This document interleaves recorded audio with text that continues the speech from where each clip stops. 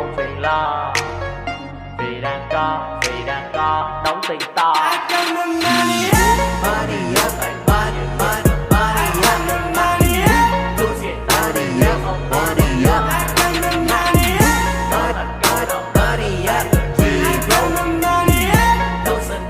up, money up. Sống là phải ngẩng cao đầu. Đừng suy nghĩ nhiều đau đầu. Đừng suy nghĩ nhiều đau đầu, bởi những lan man sẽ làm ta chi phối. Ước mơ càng rộng thì nghị lực càng đầy. Tập trung xây dựng những thứ ta đang có, tạo ra điều mới khác biệt từ chính ta. Và ta nói là tiền từ ước muốn phát đến khác bến với tiền từ công sức mày làm ra. Tiền lên và xuống, có mất thì ta mới có làm ra. Lúc có nhiều thì chẳng cần quan tâm, lúc chỉ còn vài xu dính túi mày cũng thấy an tâm. Nên cứ bước tiếp cho cho đời có bức ép, lấy hết sức rồi phi thật nhanh phi tới tương lai như là phan tâm.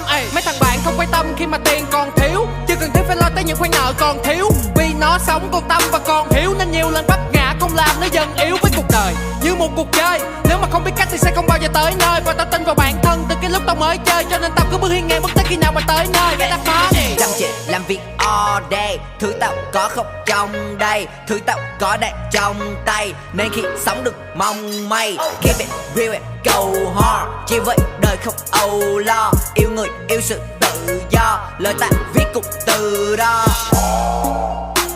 Ta phải sống lạc quan, đừng có mà trông ngóng khi mà đứng là đề ban. Ta phải sống tôi cho đáng, để sau này mà có nhìn không muốn tiếc về hề than. Thời gian không cho ai và tao sống cho bản thân mình không lo phạm sai. Vì tao biết vẫn còn có ngày mai, con đường vẫn còn dài. Khi mà tao vẫn đang còn sống thì những cái dream còn real right.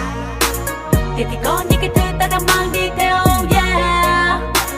Mày có cho phải bad boy money nhưng tao không care. Trông thấy cái tay tao khói cũng phải cháy, wow. Cho tao cùng homie bay lên trên cao.